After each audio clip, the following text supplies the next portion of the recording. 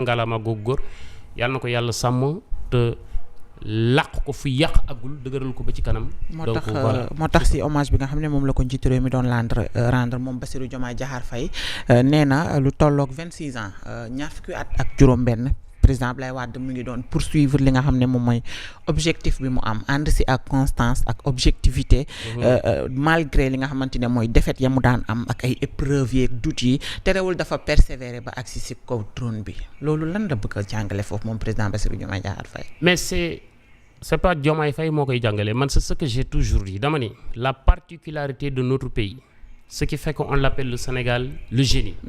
ñun ñu naan le génie sénégalais. mooy 1960 à 2026 réew yëpp dañoo embrasé loo xam ni mooy interruption institutionnelle soit am nañ guerre civile wala guerre interethnique wala guerre interreligieuse wala ay coup d'état wala ay putsch ñun musul am parce que l'homme sénégalais scientiste bi dañ ko mooñaale ci façon boo xam ni ni muy xalaatee du jël bëgg-bëggam teg ko au-dessus de la nation te loolu président Abdoulaye Wade daf ci nekk figure emblématique. gërëm ci Léopold Sédar Senghor gërëm ci sax Mamadou Dia parce que Mamadou Dia bu ko Sénégal ñorul woon du dem tëdd ci kaso bi pendant 12 ans 13 ans 14 ans génn ay bëtam yàq mu jaare fa mooy li ma la wax c'est au-dessous de nous dafa transcender suñu ay ego. tout le temps ma wax ko ma ni 1960 Afrique bi ñuy am indépendance y avait des populistes Sékou Touré il s'est battu pour que la Guinée ait de l'indépendance c'est un populiste Kwame Nkrumah il s'est battu pour que le Ghana ait l'indépendance c'est un populiste. boo demee Congo Kinshasa mooy Patrice Lumumba il s'est battu pour que l'ensemble des pays africains y avait des intellectuels mais nous on avait des intellectuels mais tabbiwuñu ci piège du populisme boobu nous avons des hommes d'État des commis d'État et des gens yoo xam dañoo jàng bëgg seen réew mu jaral leen àdduna ak li ci biiram moo tax ñoom ñu commencé 1960 ba tey quel que soit suñu ay divergence la quel que soit suñu crépage de chignon ñu dem ci démocratie et la démocratie c'est quand il y a le débat un débat d'idées débat contradictoire débat qui vise parfois l'opinion parfois la vérité parfois ça peut viser des égos ni des personnes mais tant qu'il y a le débat il y a la démocratie loolu la ñu préserver ba tey kon bu muy yàqu ci loxo Diomaye te loolu la wax tey te loolu moom mooy wareefam. en général discours am déglu nga ko bu baax a baax moom président Diomaye am na ñu bëri ñu naan dafay tontu wala dafay. waaw xam nga sànq nee naa la dàq na ginaar waxaale soxlaam mais loolu mooy wareef parce que mënu fii on peut plus recréer la roue li am rek la wax tey c'est une très belle journée mu occasionné wul ci. rappeler def un rappel historique. parce que président Macky Sall tey la ñu président Abdoulaye Wade tey lañ ko doon feeteel téeméeri atam. téeméeri at loolu ñu koy fekkee bariwul. mu wax ci nag ci téeméeri at yi nii lan la ci président Abdoulaye Wade def Abdoulaye Wade li mu gën a réussir ci téeméeri at yi amul benn réew Afrique bu ko benn leader politique réussir. donc c'est ça loolu la wax te gëm naa ne li mu wax mooy dëgg maintenant képp ku ci gis sa bopp nag su boobaa yow yaa am problème. yow yaa am problème voilà. Effectivement alors ñu wax ci peut-être suñu gouvernement bu bees bi gis nga ne tabb nañu gouvernement bu bees à la tête Al Aminou Lo comme premier ministre ak ña ca des naka nga jàngatee ñëwu gouvernement bu bees bi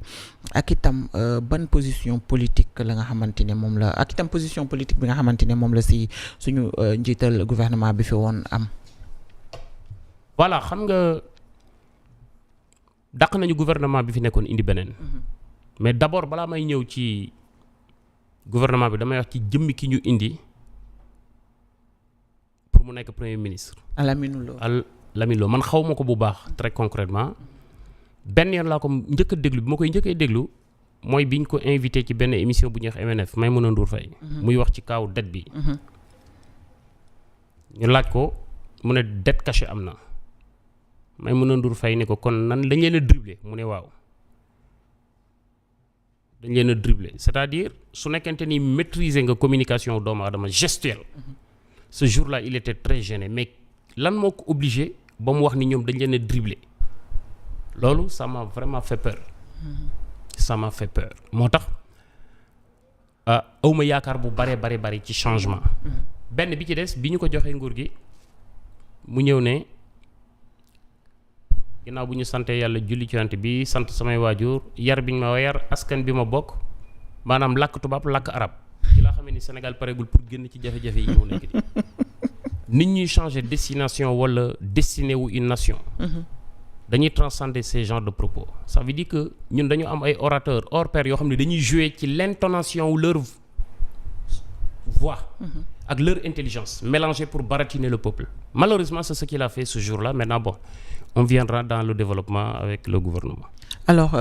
gis nga li nga xamante ne moom mooy peut-être tête yu bees yi ñu dugal ci biir gouvernement boobu mën nañu wax ne ci ministère de l'intérieur c'était une demande nationale ñu bari dañu doon wax ne nañu fa teg Makhtar Cissé xam nañ ne moo fa nekkoon en 2024 bi ñuy amal ay élections te amoon nañ ko ci respect ak considération ak itam jàmm ju am solo naka nga gisee profilam ci intérieur.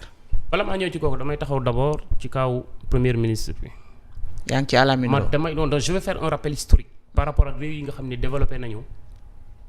depuis 1990 ak fii ñu nekk. damay commencer ci dëkk bu ñuy wax Singapour dafa am ku ñuy wax Lee Kuan Yew. moo nekkoon premier ministre u Singapour je crois 1990. 1989 Singapour Sénégal moo ko ëpp PIB. mu nekk benn archipel benn île bu ndaw enclave ci biir Malaisie. jën rek la ñu amoon mais Lee Kuan Yew bi mu ñëwee bi mu jëlee réew mi dañ ni damay def la wax waxul bu ñu ma digalee ma def de. mais dafay def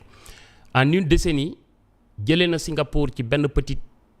île archipel boo xam ne jën la dépendre bokk ci l'un des pays les plus développés du monde par habitant. Singapour moo gën a développé Japon bañ na ko ba passeport bi ëpp doole ci àdduna bi passeport Singapour la. te benn nit moo ñëw indi idéologie bi soo fa jógee nga dugg ci Malaisie gi ko enclavé. premier ministre bi fa ñëw dans les années 83 mi ngi tudd Mahathir Mohamad. premier ministre bi développé Malaisie tey Malaisie bokk na ci réew yi gën a développé ci àdduna 1983 Sénégal moo ëppoon Malaisie PIB soo fa jógee nga dem dëkk bu ñu naan Chine. dans les années fin 70 début 80 dafa am ku ñuy wax Deng Xiaoping mu ñëw def ay réformes mu jël benn premier ministre bu ñuy wax Zhao Ziyongo à partir de 1983. Zhao Ziyongo kooku dama ciy taxaw parce que mënu ma développer lépp biñ ko nommé bi mu ñëwee dañu damay def mais bi muy def dafa ñëw indi vision néewul rek le guide suprême lu ma digal dama koy def ñu ni ko lan mooy say réformes mu ni damay lancer ce qu'on appelle la lutte contre la pauvreté. et booy def la lutte contre la pauvreté ce que tu disposes comme dividende loolu nga mën a propager mu law ci réew mi. 1983 Chine amuñu 20 milliardaires bi mu ñëwee moom benn groupe bu ndaw bu fa nekkoon nekk ay multimilliardaires nga xam ne li ñu am moo ëpp li population Chine bi am. daf leen a jàpp ñoom ñëpp ñu ñëw ñu def réunion mu ne leen peuple bi nee na dividende yi dafa demee côté yéen a ëpp xaalis ci réew mi da ngeen koo sàcc kenn du leen jàpp di leen dugal ci ay kaso.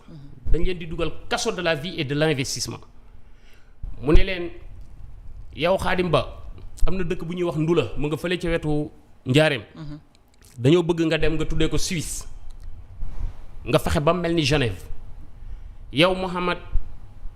Moustapha Cissé am na dëkk bu nekk fii ci Diamniadio autoroute ba jaar na fa déjà dañoo bëgg dëkk boobu mel ne Rome maanaam dans le cadre d'infrastructure et le relancement ou modernisation de la Chine 1980 ñi ngi woon ci seen affaire culture Shaolin yooyu ñu daan seetaan ay ñoom Dharmendra Jistandra ay Jackie Chan xaw ma maanaam affaire temple yi ñuy jël di ci dugal xale yi ñuy jàng ay karaté ay kung fu seen tabax yi noonu la meloon mais tey boo demee Chine modernité boo xam ni am na ville bu ñu fa copier exactement bu mel ni Las Vegas milliardaire lañ ko jox ni ko def ko am na ville bu ñu fa copier bu mel ni exactement comme Paris milliardaire lañ ko jox ni ko def ko boo demee di nga fa fekk la Tour Eiffel loolu moo moderniser et modernisation boobu de relancer les chantiers les travaux nit ñi nga xam ne préparé wuñu leen pour ñu mën dara ñu mën a dem def travail yu doole liggéeyu doole mën a am xaalis donc rôle fondamental du premier ministre du Sénégal su bëggee génn ci lii mooy lëlu avec tous les milliardaires du Sénégal ak tout son gouvernement pendant 3 à 4 jours hors de Dakar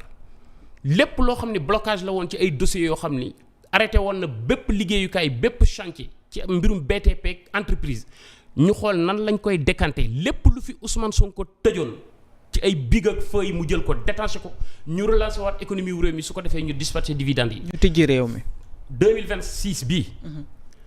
Chine am nañu plus de 120 millions de Chinois yu dem en vacances de luxe dans le monde. dépenser fi plusieurs centaines de milliards de dollars. waxuma la seen biir réew de. dem vacances de luxe nga xam ni 40 ans 50 ans ci ginnaaw rêve la woon pour ñoom. dëgg la ça veut dire que la Chine est le pays qui a plus de milliardaires dans le monde. Vous voyez ce que je veux dire. donc lépp ci àdduna xel moo koy def ak xam-xam malheureusement suñu réew fii la toll mais nag. et on espère que gouvernement bu bees bi quand même Cheikh dinañu andi ay coppite boo gisee profil yi nga xamante ne ñoom ñoo ci nekk aussi dafay wane ne peut-être ñoo xam ne la dañu pare pour defar li nga xamante ne mooy suñu réew mi nërmeelu. waaw gis naa ci ay figures emblématiques yoo xam ni mën nañoo am ci